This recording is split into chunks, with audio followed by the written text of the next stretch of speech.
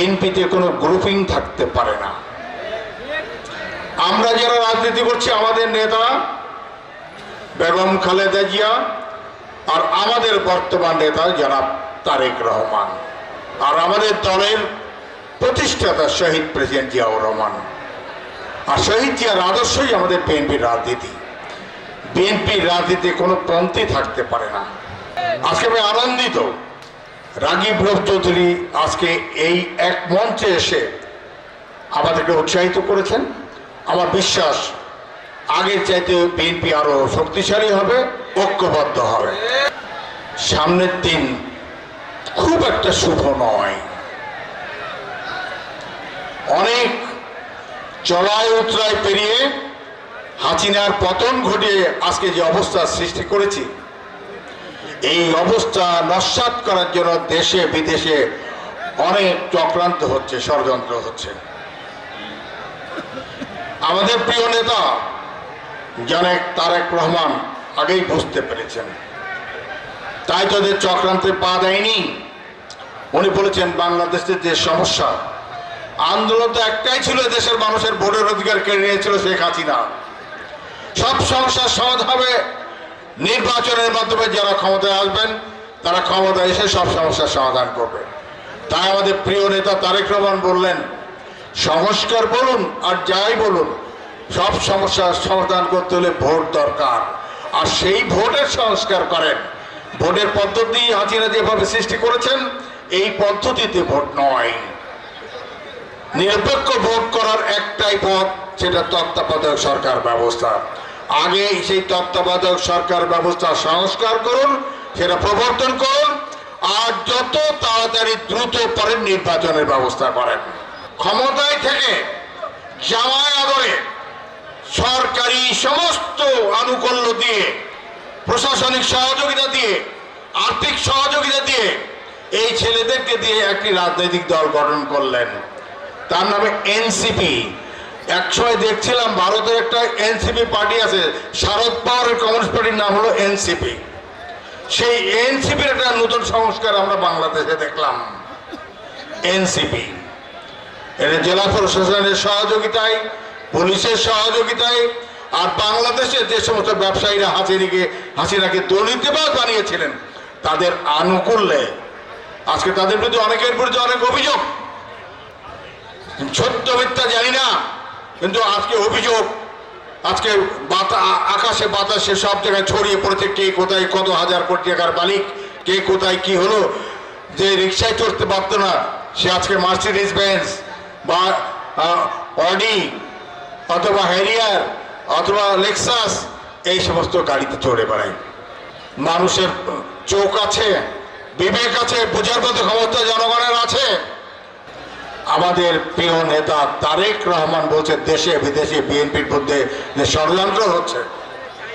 এই 5ই আগস্টের পর অনেকেই অনেক উপার্জন করেছে, অনেকেই কামাই করেছে, অনেকেই টেলিভিশন স্টেশন দখল করেছেন, পত্রিকা অফিস দখল করেছেন, অনেক শিল্পপতির অফিস দখল করেছেন, অনেকেই বসুন্ধরার হেলিকপ্টারে যাতায়াত করেন, অনেকেই অন্য অমুক কোম্পানির ওই বিআরবির হেলিকপ্টারে যাতায়াত করেন, কি অনেকেই আকিজের হেলিকপ্টারে যাতায়াত করেন।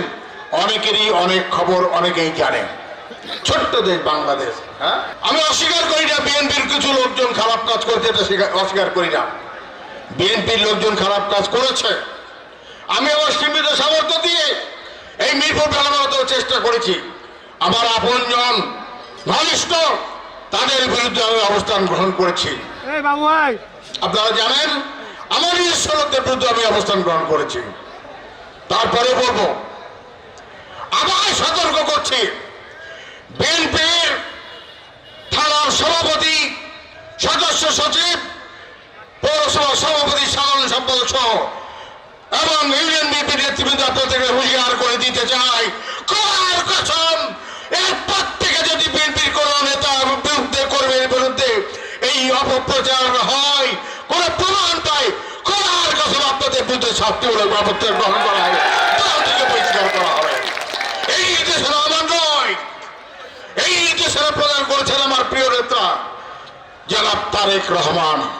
আজকে অনেকেই বলেছেন যে আমরা একটা মিলন মেলায় উপস্থিত হয়েছি। সবকিছুরই একটা প্রেক্ষাপট থাকে। প্রেক্ষাপটটা এমন, ফ্যাসিস্ট আওয়ামী লীগ সরকার দীর্ঘ 16 বছর বাংলাদেশে একদলীয় শাসন প্রতিষ্ঠার জন্য বিএনপির প্রত্যেক নেতাকর্মীকে মামলা, হামলা, গুম, নির্যাতন, হয়রানি করে অর্থনৈতিকভাবে ক্ষতিগ্রস্ত করে একদলীয় শাসনের যে ষড়যন্ত্র করেছিল, সেই ষড়যন্ত্র ধূলিসাৎ হয়েছে।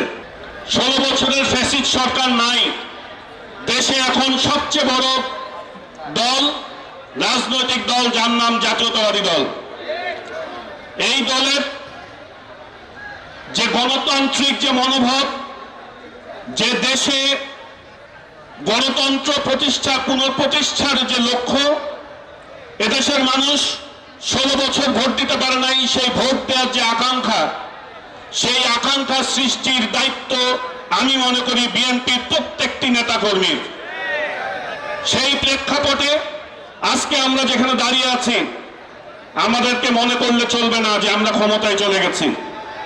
আমাদেরকে বুঝতে হবে বর্তমান প্রেক্ষাপটে বিএনপির বিরুদ্ধে একটি গভীর ষড়যন্ত্র চলছে। সেই ষড়যন্ত্রের অংশ হিসেবে আমরা নির্বাচনের কোনো সুনির্দিষ্ট রোডম্যাপ পাচ্ছি না। আমরা এই ক্ষেত্রে বিএনপির বিরুদ্ধে সমালোচনা করার জন্য বিভিন্ন নতুন নতুন গোষ্ঠী তৈরি হয়েছে। সুতরাং এই জায়গায় আপনারা যাকে মিলন মেলা বলছেন, আপনারা যেই ভাষাই ব্যবহার করেন না কেন, আমি সবসময় ঐক্যে বিশ্বাসী। আমি মনে করি বিএনপির জন্য বর্তমান প্রেক্ষাপটে বাংলাদেশে গণতন্ত্র প্রতিষ্ঠা করতে হলে, স্বাধীনতা, সার্বভৌমত্ব ফিরিয়ে আনতে হলে বিএনপির প্রত্যেকটি ওয়ার্ডে ঐক্যের কোনো বিকল্প নাই। আমরা যারা মনে করি বিএনপির একজন সাধারণ নেতাকর্মী হিসাবে কেউ ইউনিয়ন পরিষদের মেম্বার হব, কেউ ইউনিয়ন পরিষদের চেয়ারম্যান হব, কেউ মেয়র হব, কেউ উপজেলা চেয়ারম্যান হব, কেউ সংসদ সদস্য হব, এই প্রত্যেকটা ক্ষেত্রে আমাদের একটা কথা আগে মনে করতে হবে, যদি দল থাকে তাহলে আমরা থাকবো। যদি দলের মধ্যে ঐক্য না থাকে, আমরা যদি বিভিন্ন গ্রুপের মধ্যে থাকি, আমাদের মধ্যে যদি দ্বিধাদ্বন্দ্ব থাকে, আমরা যদি মনে করি যে কোনোভাবে না কোনোভাবে আমাদেরকে পদে যেতে হলে এই গ্রুপ রাখতে হবে, আমি তার সাথে কখনোই একমত পোষণ করি না। আমি মনে করি, আমি আপনাদের সামনে জোর গলায় বলছি, নির্বাচন ডিসেম্বরে হোক, আগে হোক আর পরে হোক, আমি বিএনপির একজন সাধারণ কর্মী, আমি জাতীয়তাবাদী আদর্শে বিশ্বাসী একজন কর্মী। আমি সেই বিশ্বাসের জায়গা থেকে বলছি, এই আগামী নির্বাচনে যিনি নমিনেশন পাবেন, আমি তার জন্য কাজ